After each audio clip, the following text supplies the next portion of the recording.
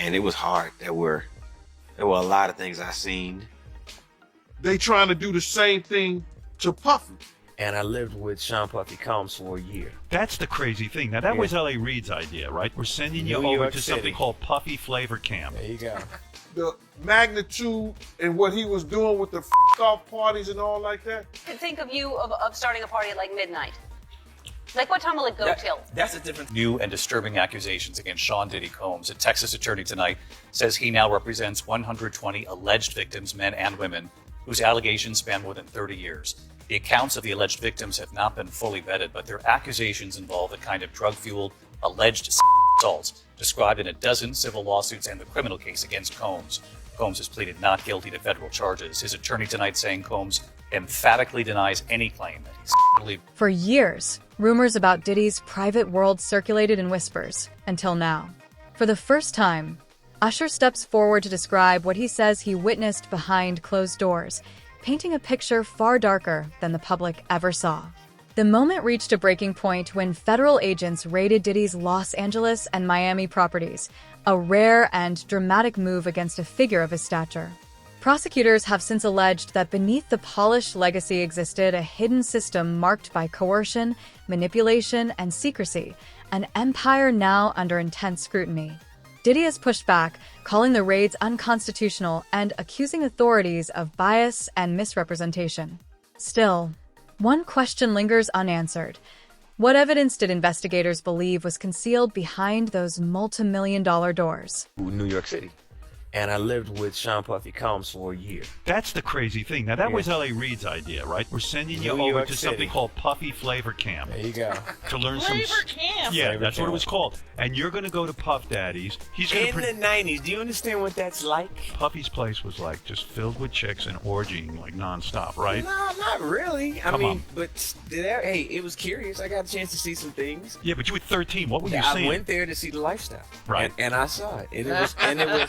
But I don't know if I could indulge and understand what I. Tend to name people in these lawsuits. We're not going to do it in interviews. We're not going to do it, without doing our due diligence, because obviously, these types of allegations are very hurtful to people if they're not true, and very hurtful, frankly, if they are true. But if they're true, you shouldn't have been in the room and you shouldn't have been participating. So I anticipate that we're going to start filing lawsuits, and it may not be big names at first, but we have a long list of names, and you might imagine in situations like this, that when a victim tells us that this person was in the room or this person participated, we want to do as much due diligence as humanly possible before we file that case, because in the United States, in almost every state, public filings are in fact public, and when you name somebody in a lawsuit, the press is going to pick it up, and we're aware of that. So we're going to make sure that we dot our I's and cross our T's, and I expect that there will be some people named in these lawsuits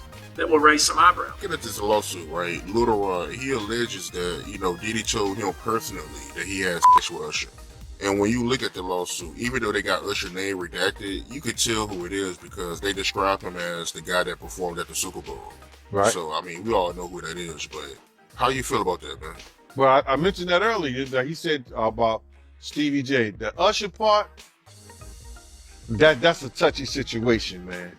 You know what I'm saying? Because I had a certain feeling, and I felt a certain way when Usher got on Shay Shay, and I don't mean to mention other people's platforms, but he got on Shay Shay and he mentioned how great and how good Puff taught him and everything.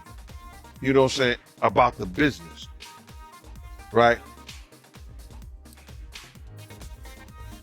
I know, and people know, that was around that in that time that Puff and Usher did have a situation. And that situation led Usher to the hospital. Now I let Usher explain that to y'all. I let Usher tell that story. But how dare you say a man that groomed you, you gonna give him a pass? Bruh, you know I know. Let me reframe you on something. Remember Usher?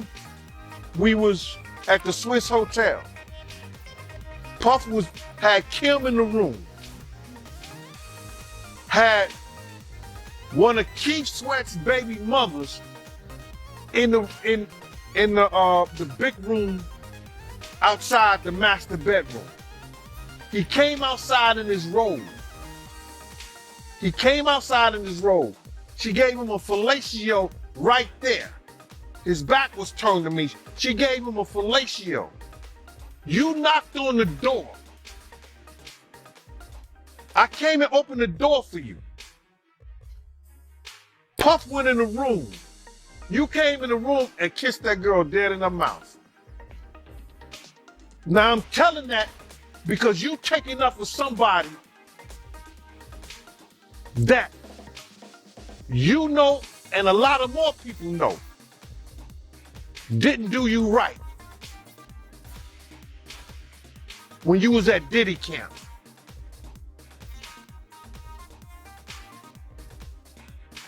Y'all put it together.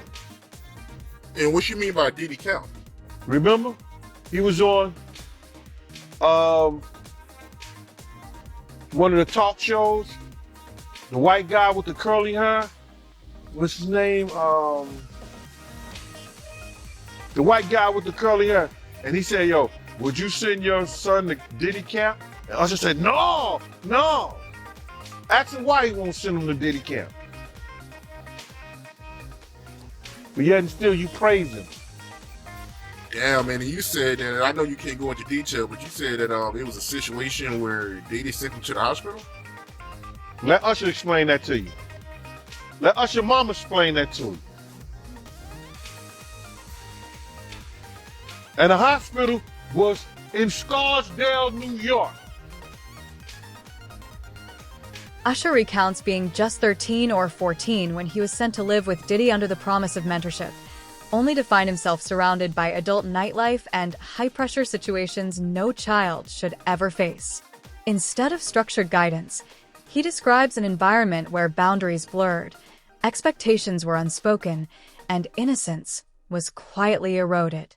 His early career, he suggests, was shaped less by protection than by exposure to realities far beyond his age, leaving a painful question in its wake. How many young artists mistake danger for opportunity simply because they place their trust in the wrong mentor. Do you think that's what he's going to think too? Wow, that's me. Look how badass I am. I think he's gonna say this is the best documentary I've seen in a long time. And look at her laugh. She's like, yeah, he's that So you'll narcissistic. see people saying that. I mean, he may feel a different way about pieces and bits of it, but he knows the truth. I think he'll see the truth in it. Woo! There it is. Tomorrow, the Diddy documentary, The Reckoning. I gotta say, I'm curious. They've intrigued me. This is a case that I feel like I'm sort of over it. He lost. He keeps getting himself in trouble in jail. Like, oh, I'm a changed man. No, you're not. No, you're not. Even this past Thanksgiving, he's sucking up to all the fellow inmates as he organized a Thanksgiving dinner for 1,000 people. Everything he does is to benefit himself. Like, but in the most narcissistic, dangerous type of way. And he's getting caught doing more and more stuff that's keeping his time longer and longer in prison. Stuff he said he wouldn't do. But that's what this man's always done, is lied. Oh, Cassie's a liar. Cassie's a liar. She's ruining my reputation. And then the footage comes out. Oh, I'm deeply, blah, blah, blah, blah, blah. I'm so sick of this guy. The fact that he thought it was wise to be filming himself, literally, after the raid. That just shows this guy really considered he was too big to fail. And that's a motto I've learned in this industry. No one is too big to fail. No one! Everyone who's ever fallen, think about it. Everybody has fallen. They get back up, or sometimes don't fall as far down, but nobody is too big to fail. How do you feel about this lawsuit that Kurt Burrows got against Puffy? Well, what I told you was, and you are a witness to this, I said back in the day, people used to think that Kirk Burrows and Diddy was lovers, or they had some kind of relationship like that. Remember I told you that? And you was like, I remember that. You told me that years ago. yeah, and you said to me, yo, you gonna speak about it? I said, nah, I ain't gonna speak about it, bro. You understand? I'm gonna wait till he speak about it. So people who had known that, I always knew that, because I used to follow Puff to Kirk's house when we had the building and the red zone, and we used to take the money from those clubs and we had to drop it off at Kirk's house. So we wasn't dropping. He was staying there. You spending the night in another house? You got a apartment with your girl somewhere else? Okay. So when I seen in the lawsuit that he said that Kirk said that Puff was SAing him, assaulting him, sodomizing him, doing all kind of things to him, I first thought like, well, hold up, they was lovers, or they was, but that's his boss. So maybe the boss cannot have sex with people, the CEO can't have people that work for them. And that's why it becomes illegal. I don't know, bro. It's the law. The law is funny. But when I seen the lawsuit and seen all the stuff that was happening and all the things that Kirk was saying, it was things that people knew. A lot of people knew that they were doing something. They were even saying that people were caught. You understand? They were saying that people wasn't even caught. So, the people were saying that they were caught in the office doing that at one time. Let me get that straight. They were saying that people were around that worked for Bad Boy were saying that they were caught in the office in some uncompromising positions. So, it wasn't nothing new. But there's a lot of things that he had said in that lawsuit. And long before he ever spoke publicly about Diddy, Usher found himself caught in the industry's darker machinery. Medical information leaked, humiliating headlines circulated, and gossip cycles turned deeply personal struggles into public spectacle. What should have remained private became fuel for late-night jokes, online mockery, and an unforgiving media circus. In Hollywood, even vulnerability is often treated as entertainment, something the public feels entitled to consume and dissect. It leaves behind a sobering question. How does anyone truly heal when their trauma becomes the world's favorite storyline? Upset, then a lot of people love my opinion. That's why you bring me on here. And I really appreciate that, brother. I just want to say this before we get started, Art, is that, a lot of people think I came here to bring a black man down. And that's what I hear in the comments a whole lot. But it was nothing like that. A black man didn't cuss a dead man's mother out. A black man didn't set his friends up and put them in a situation where they couldn't come home to their families no more. A black man didn't reach back and help the people that helped them make it up the ladder. It was Puffy. You understand? I got tired of Puffy going on different platforms talking about how he loved the people that we was all with, how he loved the people that helped him, when in fact, none of that stuff was true. So my whole thing about it is, man, I appreciate your platform for letting me, voice my opinion.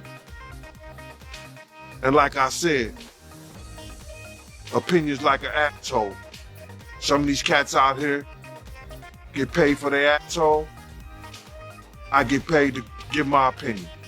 Yeah, I feel you, man. You just on here giving your opinion, man. You was one of the people that was real close to the situation, so why not? Thank you, I appreciate that. So with that being said, right, the last interview me and you did was the day after the raid. And when you look at everything now, man, how you feel about everything? It's been like a week, you knowing Diddy, you being around Diddy. Could you ever imagine that his houses would get raided for sex trafficking? Bruh, you can't imagine no stuff like that. You understand? You can't think that, because back then, he wasn't Brother Love. He was Puffy. All the way up until he became Diddy. So his behavior over the years has changed. And the behavior that he shows now and that he has shown by being brother love, I couldn't imagine that the police would be raiding him for sex trafficking.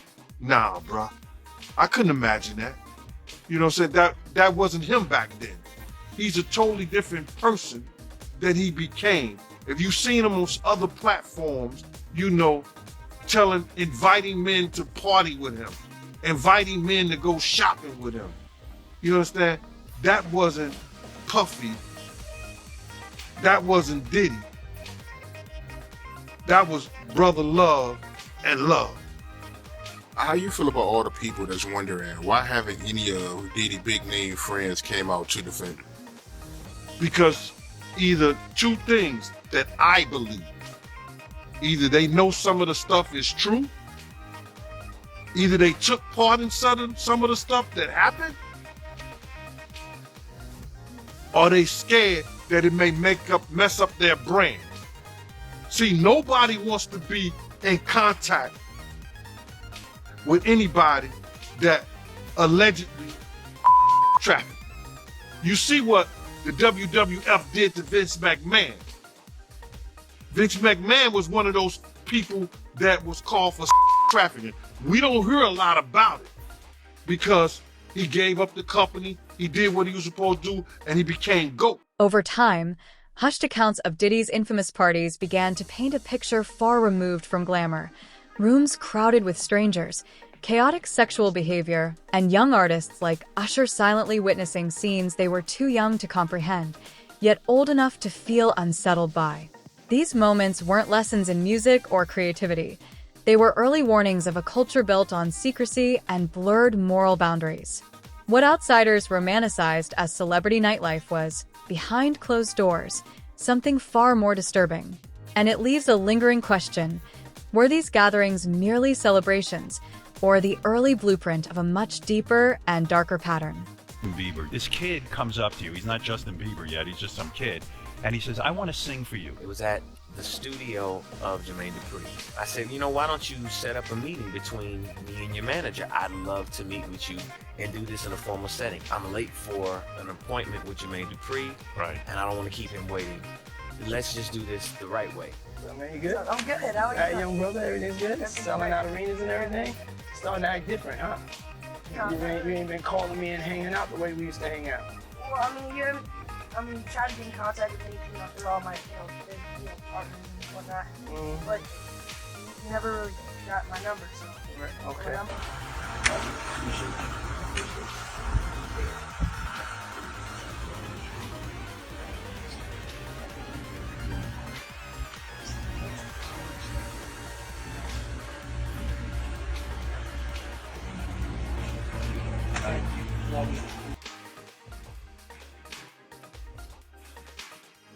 Yeah, so as soon as you turn 16, you know what I'm saying, I'm gonna let you rock this every time you come to LA. Yeah, this is New York. So every time you come to LA, it's a little dusty, but front shot it.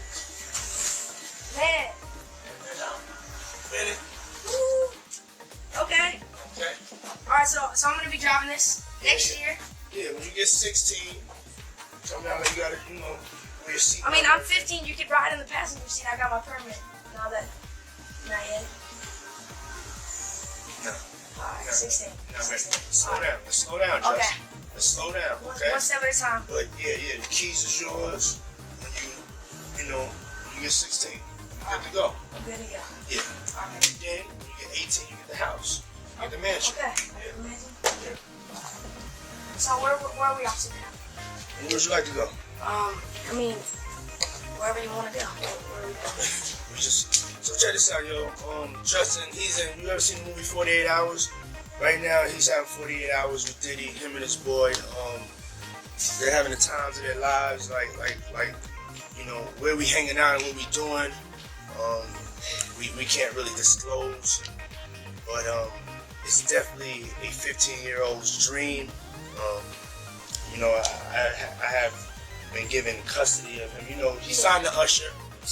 I had legal guardianship of Usher when he did his first album. I did Usher's first album.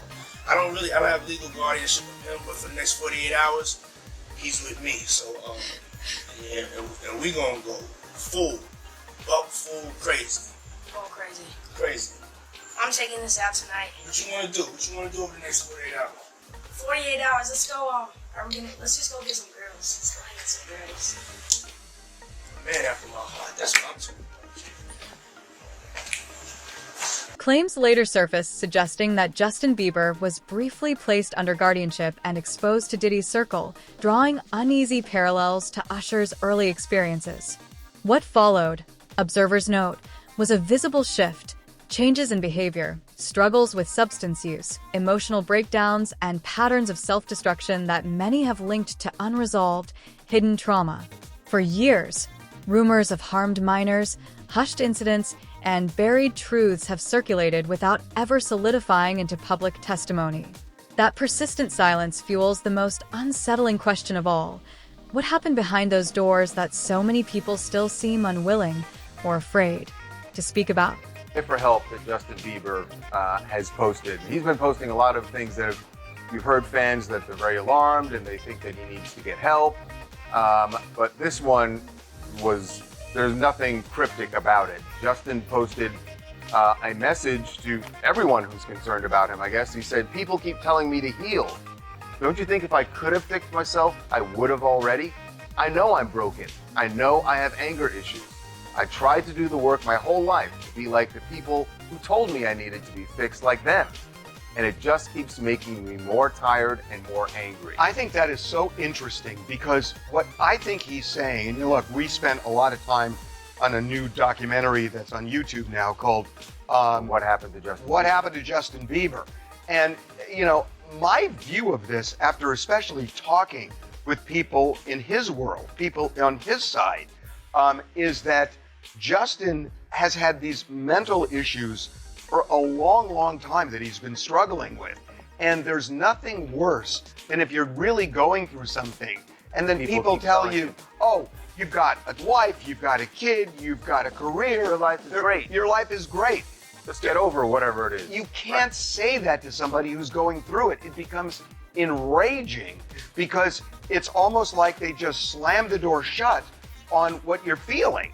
And that's really destructive, and it feels like he's just had it. And you hear him referring to the anger issues, which we saw started flaring up last week when he was leaving dinner out in Malibu. Had a 4-minute angry conversation with the paparazzi and said that they shouldn't be there. And then we saw a little more anger on Father's Day. Yeah, and Coachella, remember that he had several incidents there. Coachella, and then on Father's Day, his post was not a warm, fuzzy Father's Day message. He said, "I'm a dad that's not to be bleeped with." And there was a middle finger emoji added to the photo. Yeah, and there were several other posts that he did. He had taken some screen grabs of a conversation he had with an unknown person who presumably reached out to Justin to try to be like, "Hey, I'm worried, whatever." And Justin's response really was him lashing out saying, you, I'm blocking you. Like, he was not here for any kind of, for anyone reaching out or anyone with advice. But another thing too, Charles, you had mentioned that, yesterday was Father's Day, he was posting a lot. Well, guess who didn't post Justin?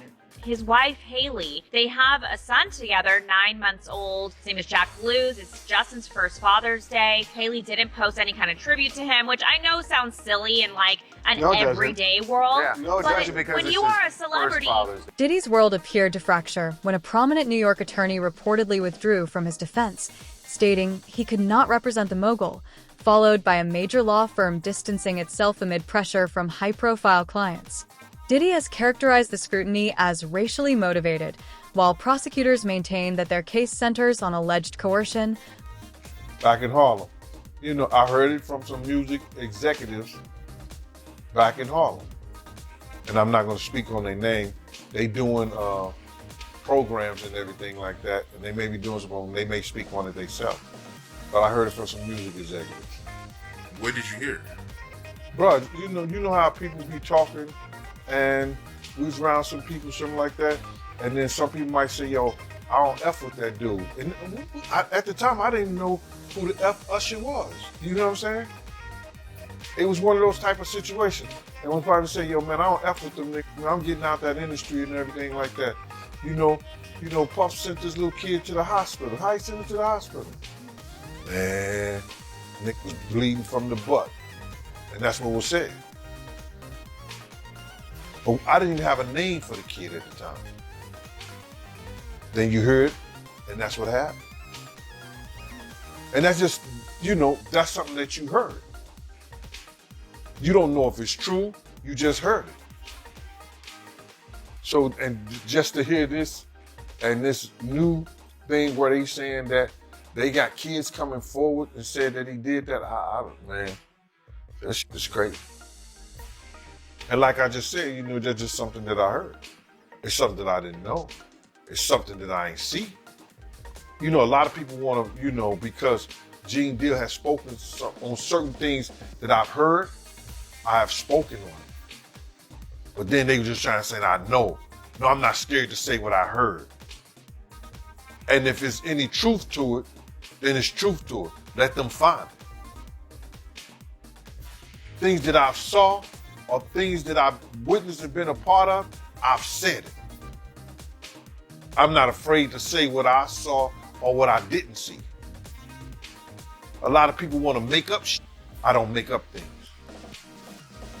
When I say Puff go in the room with two girls, you understand, and another guy and a rapper, and then all of a sudden they cousin try to go in the room, I throw them up against the piano, they run out the room grabbing towels and they still had two girls in the room. But people want to make up a lot of bullshit and say what they want to say and flip it the way they want to flip it. I tell it like it is. But you got these guys, you got these people out here, man, you know what I'm saying? All this shit is for entertainment, man. Some people want the truth, some people speak the truth. Some people don't even know the truth, it'll smack them dead in the face, bro. But I tell you one thing, it's from my mouth to God's ear. And all these clowns can say whatever they want to say. Like I'm just saying, he lived a rock and roll lifestyle when I was with him, bro. I don't know about his addiction and stuff like that. He was a totally different person, bro. When I try to tell people that, they don't understand that. He was probably doing some of the little snake shit, doing some things and stuff like that, but the magnitude and what he was doing with the freak off parties and all like that, I didn't experience that with him. That was not my experience with Diddy or Puffy or Puff Daddy. That wasn't my experience with him. And you had no idea who Usher was when you heard about him? I didn't know who Usher was at the time. It's all gonna come out some kind of way, bro. All this is God's, this is something that was put in place, and it was designed by God, brother, for all this to happen and go down like this. And evidence they believe is unavoidable. The rapid legal pullback signaled cracks not only in his defense strategy, but in the power structure that once shielded him, raising an unavoidable question. If those closest to the case are stepping away, what might they already know? As this unfolds, Usher finally speaks with restraint and reflection, carrying decades of unvoiced memories, while Justin Bieber quietly distances himself, unfollowing, declining collaborations, and retreating from a past that now feels compromised. Commentators describe the moment as a slow unraveling of a Hollywood system built on silence and protected secrets, leaving one final question hanging in the air as long-buried stories begin to surface.